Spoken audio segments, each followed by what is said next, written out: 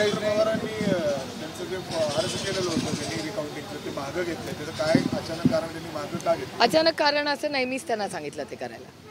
कारण का मला असं वाटत होतं की बाकीच्यांनी बऱ्याच जणांनी केलेलं आहे आणि बारामतीमध्ये माझी इच्छा होती की योगेंद्र पवारांना मी सांगितलं की तुम्ही करू नका, आणि बाकीच्या ठिकाणी आम्ही बघतोय ज्या ठिकाणी खूप ग्रे वाटतं, त्यामुळे बारामतीत हे तो माझा मी त्यांना विनंती केली होती.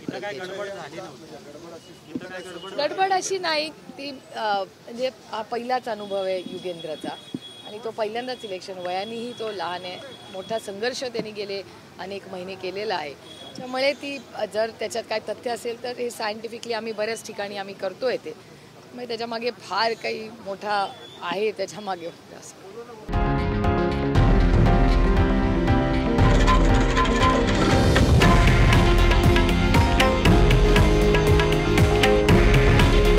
हे आहे देशातील नंबर 1 न्यूज नेटवर्क आणि आपण पाहत आहात TV9 मराठी. काळजी तुमची, हित महाराष्ट्राचं.